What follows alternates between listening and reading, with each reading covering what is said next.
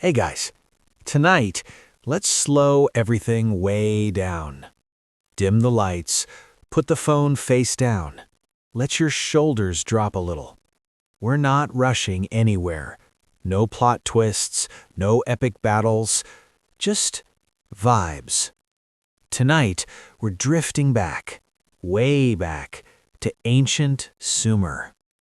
This is the land between two rivers, the Tigris and the Euphrates, where people figured out farming, writing, cities, bureaucracy, and, unfortunately, taxes. So get comfortable, because we're going to spend an entire, very ordinary day with a Sumerian. Not a king, not a hero, just a regular person trying to get through the day without angering the gods or losing a goat. And yes, this is the daily life of an ancient Sumerian, which sounds exciting in textbooks, but in reality was a long, dusty routine of bread, beer, mud, and mild existential dread. So let's begin, very slowly. Our Sumerian wakes up early, not because they're motivated, but because the sun is already doing its thing, and there are no curtains or alarms or beds, really, in the modern sense, just a raised platform, some woven mats, maybe a blanket if you're doing well financially. The house is made of mudbrick. Everything is mudbrick. If you ever forget where you are, just touch a wall. Yep, mud. The house is small, boxy, and functional. It smells faintly like damp earth, smoke, and whatever dinner was last night, which was probably bread. Again. Sumerians sleep lightly, not because they want to, but because cities are loud, even 5,000 years ago.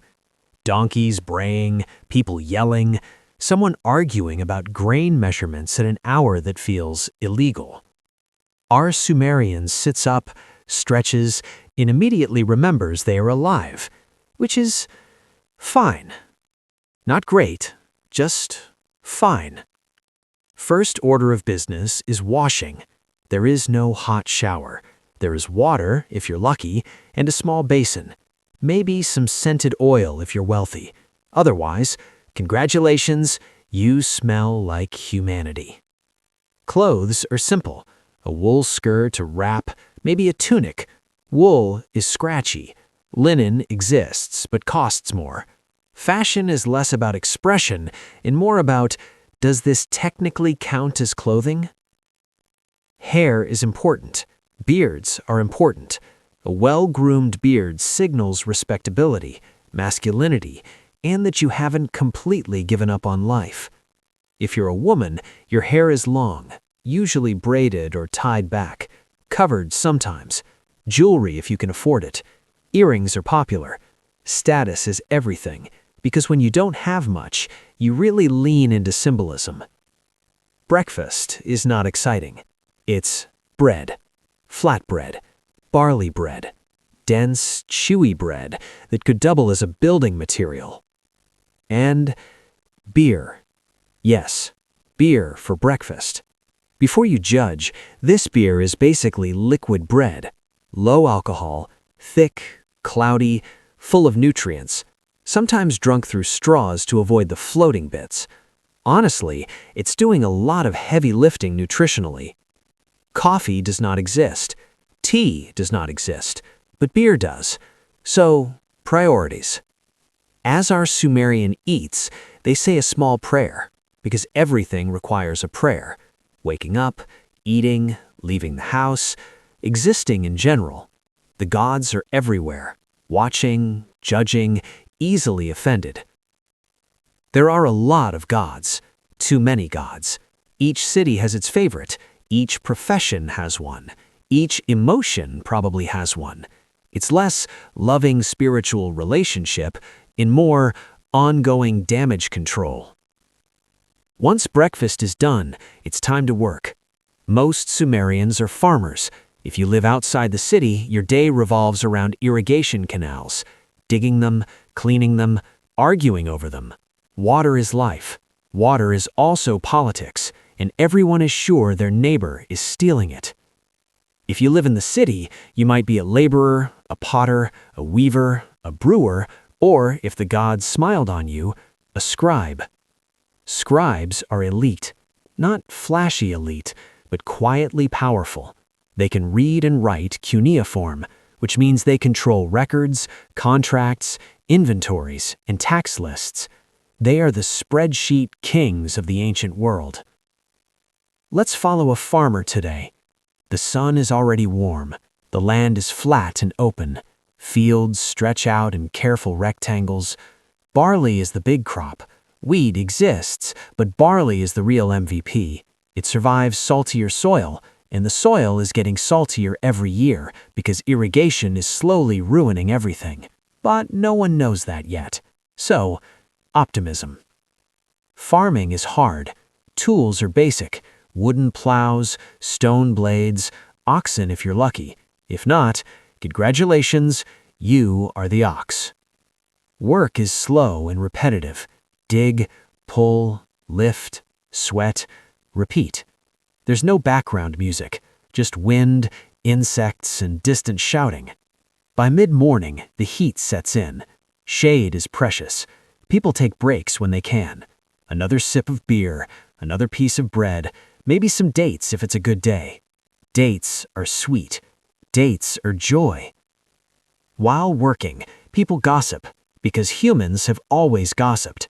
Who's in debt, who cheated on whose daughters marrying into which family, who might have angered which god. Religion is woven into everything. Illness? God problem. Bad harvest? God problem. Stubbed toe? Probably a God problem. There are priests for this.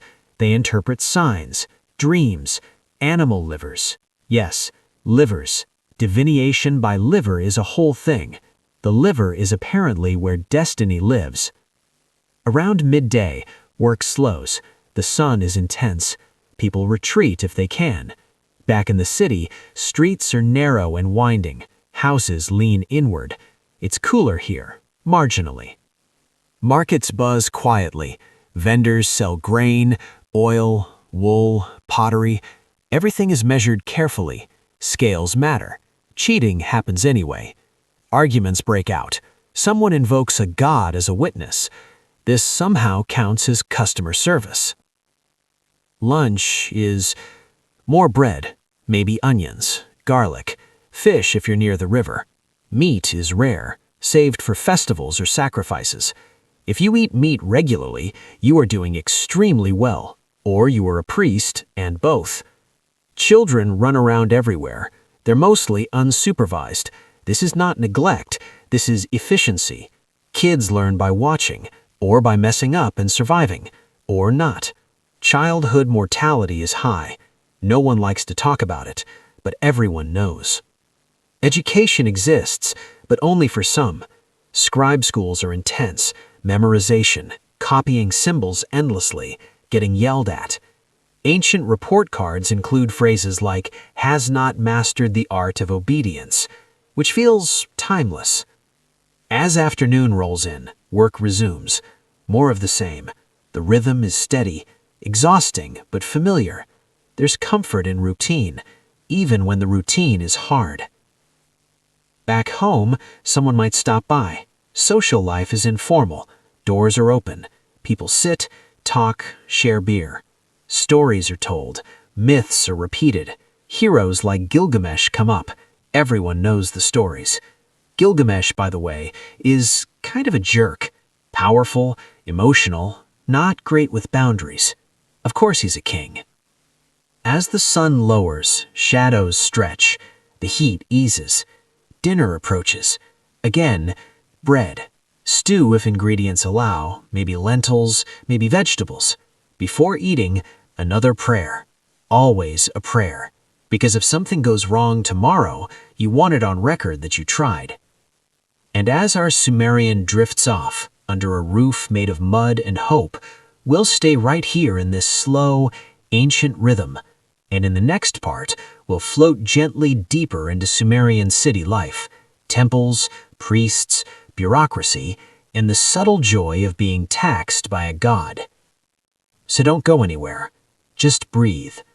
History will keep going, quietly.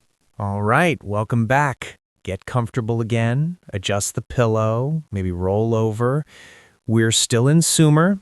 The dust is still in the air, the beer is still warm, and the gods are still extremely needy. In this part, we're drifting away from the fields and into the city itself, because Sumer wasn't just farming and bread-related sadness, it was also administration, rituals, paperwork. So much paperwork, written on clay with a stick, because of course it was. The city wakes up slowly, like a tired animal. Streets fill with movement. Donkeys shuffle past, merchants set up stalls, children run errands, mostly badly, and looming over everything is the temple. Every Sumerian city has one, usually more than one. Big, heavy, imposing, made of mudbrick, but somehow still intimidating. And at the center of it all, the ziggurat. The ziggurat is not a pyramid. People love to call it that. It is not. It's more like a massive stepped platform, reaching upward, layer by layer, like it's trying very hard to be closer to the gods, which, spiritually speaking, is adorable. The gods don't live inside the city. They live above it. So, naturally, humans build a giant staircase and hope that helps. Temples are not quiet places. This isn't a peaceful meditation vibe. This is activity. Storage rooms, workshops, kitchens, offices. The temple is a religious center, yes, but also an economic powerhouse. Priests run things. They manage land, collect offerings, organize labor, keep records. They're spiritual leaders and accountants, which is a combination that has never caused problems, ever. Let's follow a priest for a bit. He wakes early too. Everyone wakes early. Sleep is optional. He washes carefully, appearance matters, ritual purity matters. He wears clean garments, he smells better than most people. This already sets him apart. His job is to serve the god of the city, not metaphorically, literally. The god has a statue, the statue lives in the temple, and the statue needs to be fed, dressed, washed, entertained.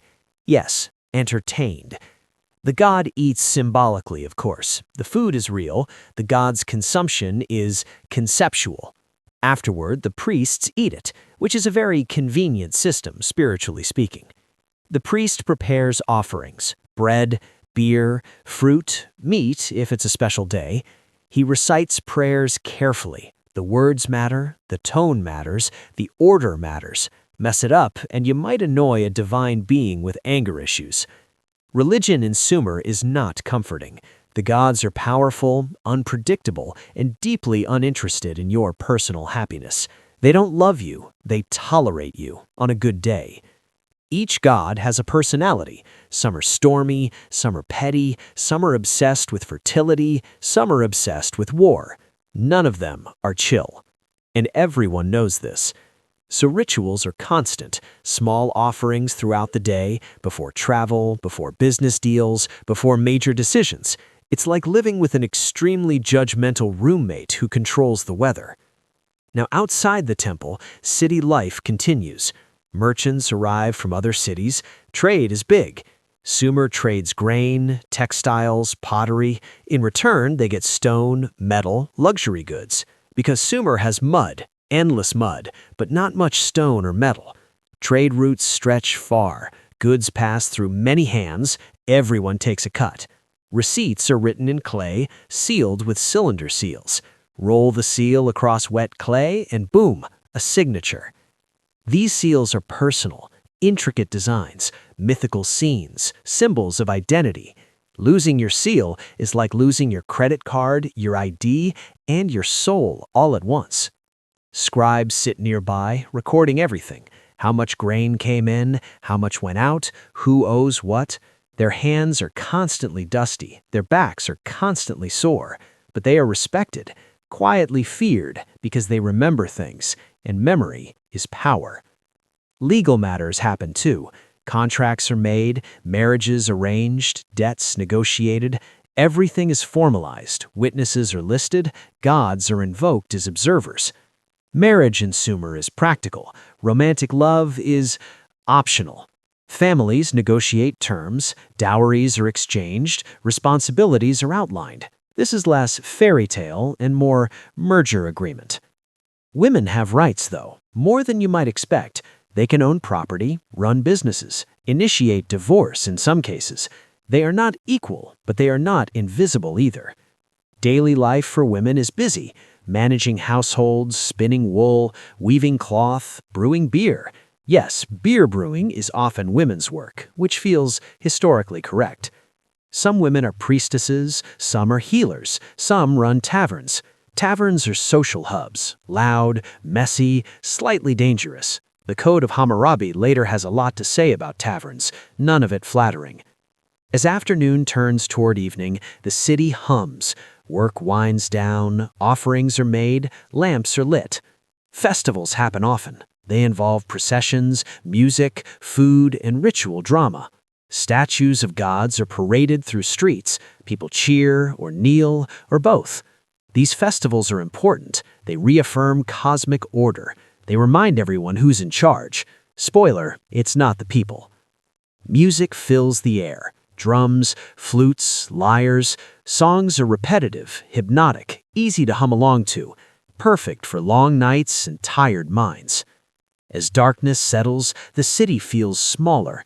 Streets quiet, doors close, animals settle.